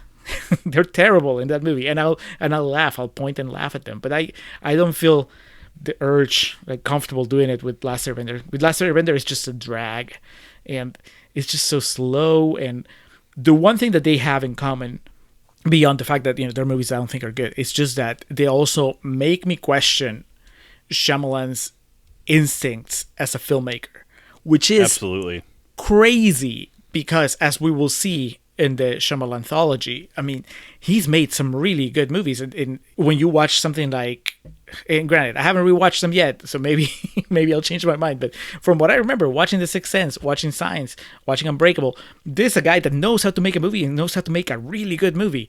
And then for him to do something like The Happening or Last Airbender, it's like, man, that's crazy. And with Last Airbender, I'll give him this that it's not the genre that he seemed to be comfortable with.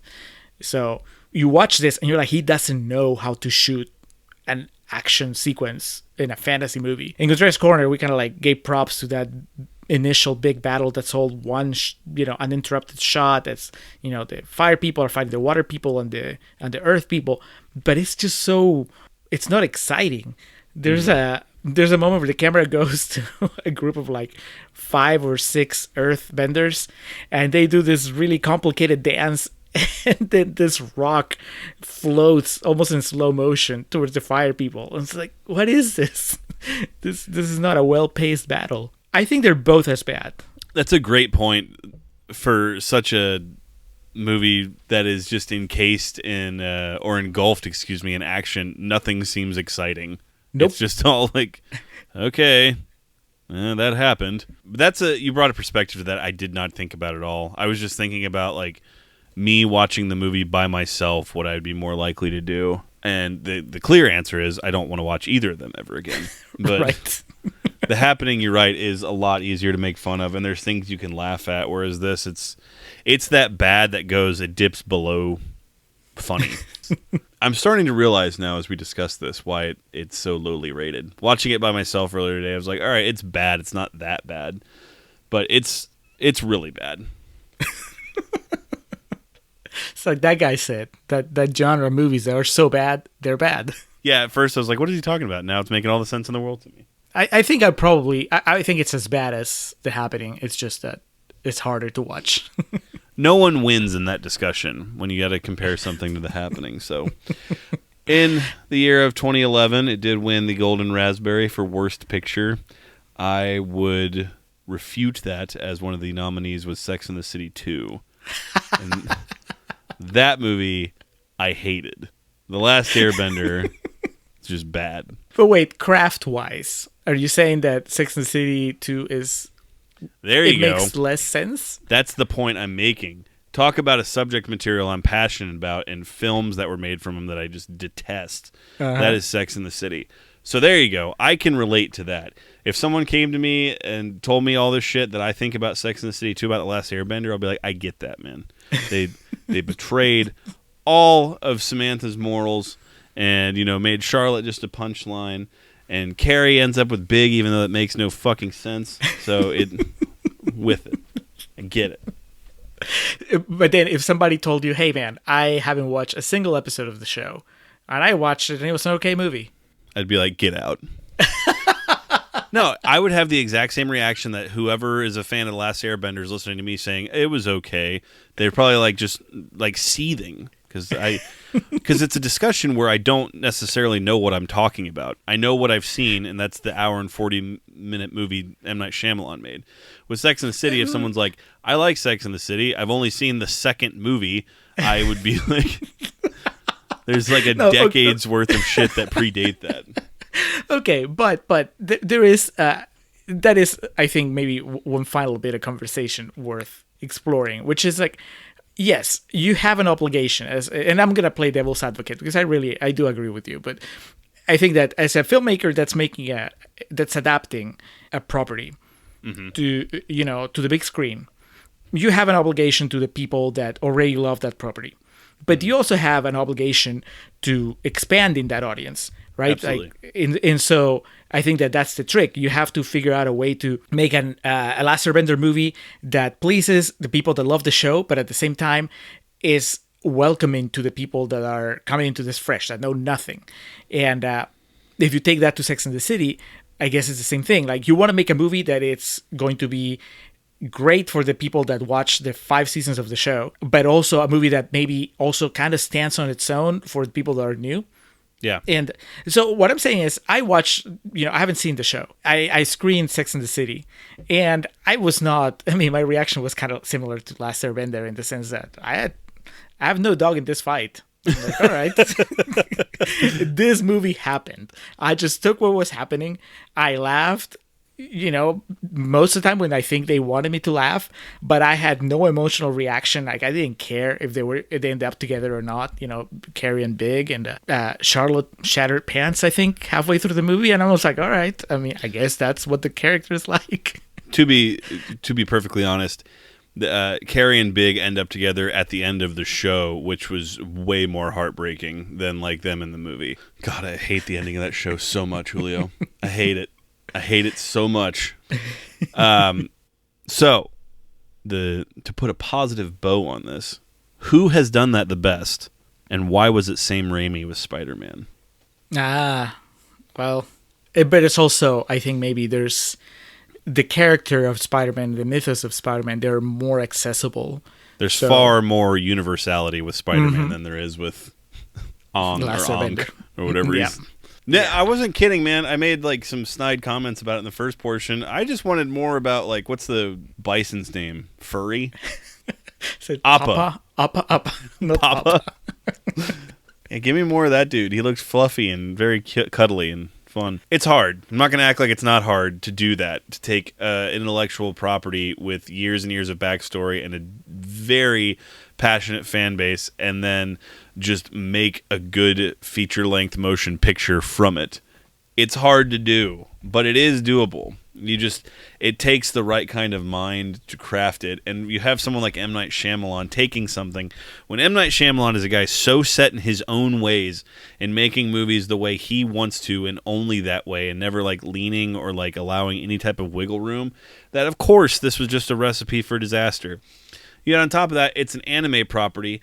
Those motherfuckers are more vicious and passionate than like wrestling fans, so it's, in my opinion, speaking of this 11 years later, and if I had been educated at the time, it's the exact same thing I would have said. There's no way this was going to end up good. It was never in the cards for this project to end up good, given what it was about and who had control of it. So, for that, I think I gave The Happening an F. I would have had to. I can't imagine you giving it more than that. Is an F plus a thing? That is your scoring system, so don't ask me. I mean, like in the scholastic world, I think once you get an F, you just get an F. It's not like you get a 59 and you get an F plus. It doesn't really matter. You fail no matter what. That would be awesome. I'm sure I was such a condescending little shit. One of my teachers gave me an F plus at some point in time, but I'm really having a hard time giving it an F and not a D minus, dude.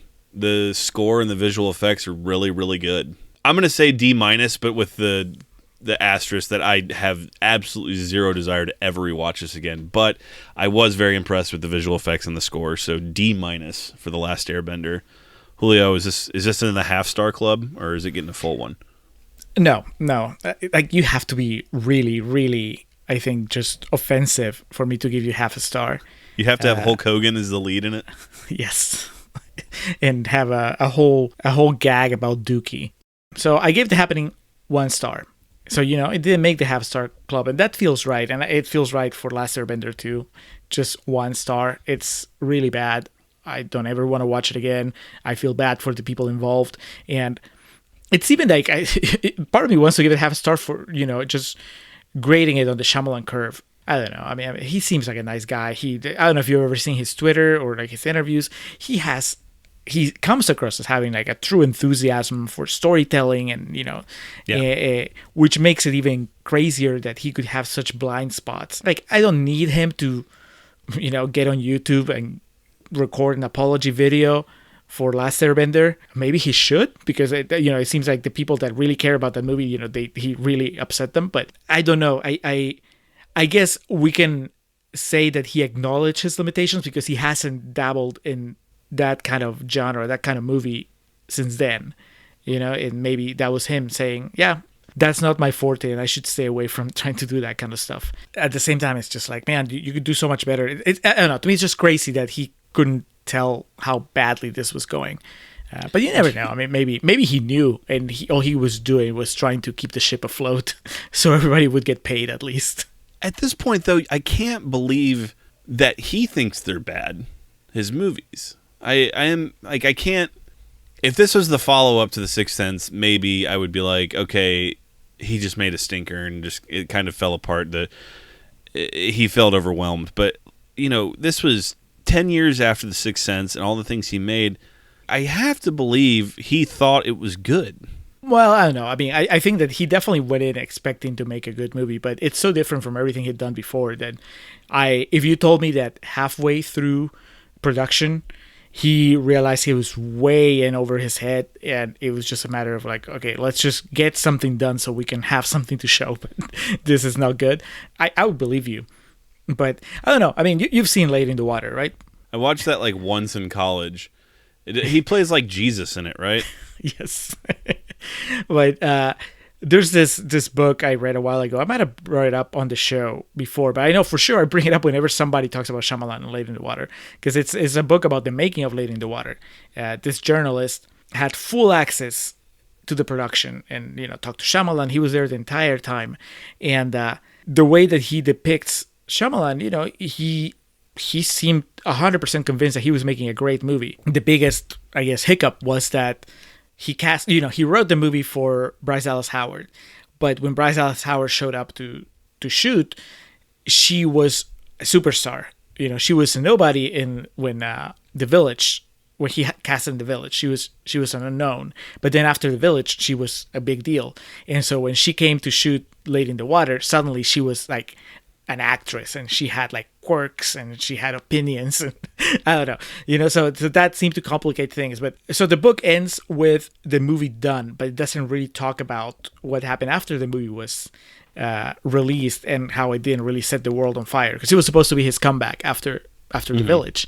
And the guy in the book, like, there was his contact information was there, the author. He had an email, and I emailed him after I read the book, and I was like, hey, I loved your book, but did you ever, like, what happened after the movie came out? Because Shyamalan was convinced that it was great, and so how did he take the reception from the critics and all that stuff? And he wrote back saying, like, he seemed pretty unfazed. He was just happy, he stood by the movie he had made. In his mind, it was like, well, he did everything right, and well, they didn't get it, and that's that. And so I wonder if that's also how he takes Last Airbender. I mean, that's an option, right? He saw that it failed, and it's like, well, too bad, can't win them all, but I did everything right. Show business, there's no one single success formula. It's either that, or he realized at some point that he was making a stinker, but there was no way out of it. Like, what do you do once you've spent already so much money and you already have half a bad movie in the can? Yeah, bad proposition around. If we ever had a chance to have beers with M. Night Shyamalan, that might be the end, like the last chapter of the Shyamalan anthology. It's just us interviewing Shyamalan over Zoom, and then we can ask him, how do you feel, honestly, about Last Airbender? Yeah, it's interesting. Even for him, it stands out as like a shit show. So I think it's the appropriate movie to start with here as our Shyamalan anthology carries on, and we'll have our retrospective discussion of Mr. Knight by the end of this, but it's not a good movie. The M stands for Mr. Just spelled improper. God bless. That is it. All right. So, Julio, what is on deck next? It's Signs, correct? That is correct. The Mel Gibson vehicle, Signs. Mel Gibson, Joaquin Phoenix. Who's the little girl? Is it a known actress? It's not Abigail Breslin, right? It is Abigail Breslin. Is it? Yes, and Rory Culkin is the little boy. Holy cow. Triumphant return. Michael Showalter's in that? I did not remember that at all. A-listers, top to bottom, all of them. All right, so Signs is up next. That brings us to our perennial plugs. I want to start off by thanking the Festive Years, who provide our opening and closing tracks. They open us up with Last Stand, take us home with Summer of 99. Be sure to head over to thefestiveyears.com for any and all Festive Years needs. Our logo and all the graphics on our webpage, on our Patreon page, on our upcoming merch, that's all courtesy of Hans Rothwieser, who is a Renaissance man. He does comics, he does logos, he writes novels, he does podcasts, he does it all. And I'm pretty sure he's watched Last Airbender, like the anime, because he strikes me as that kind of guy. He likes Doctor Who, and I'm sure he likes anime. So we'll find out after he listens to this episode. But Hans, you can check out his work on his webpage, mildemonios.pe. That's MILDEMONIOS. You can contact him on Twitter at mildemonios or email him, mildemonios@hotmail.com. His podcasts are Nación Combi and Marginal. They're both on all podcatchers. One is about Peruvian current affairs, the other one is about economy. You can also check out all his novels. Most of them are about zombies. The most recent one is a zombie anthology where each zombie story is written by an author from a different region, Peru, and each story takes place in that region. Pretty cool gimmick. Hans, thank you for all your support. And as always, thank you to Ms. Zoe Perez for helping out with our social media game. If you haven't already, be sure to head over to Instagram, follow us at Contrarian Prime, Facebook.com/Contrarian Prime, and of course, our Twitter account at Contrarian Prime. Instagram and Facebook, though, you're going to find some videos and graphics that Zoe makes for us. Helps make our social media presence much prettier than it would be if it were just up to Julio and I. So, Zoe, we appreciate all the work you do for us. And with all those pleasantries out of the way, that is going to do it for this episode of The Contrarians, where we're right and you're wrong. We will catch you next time when the aliens can't handle water.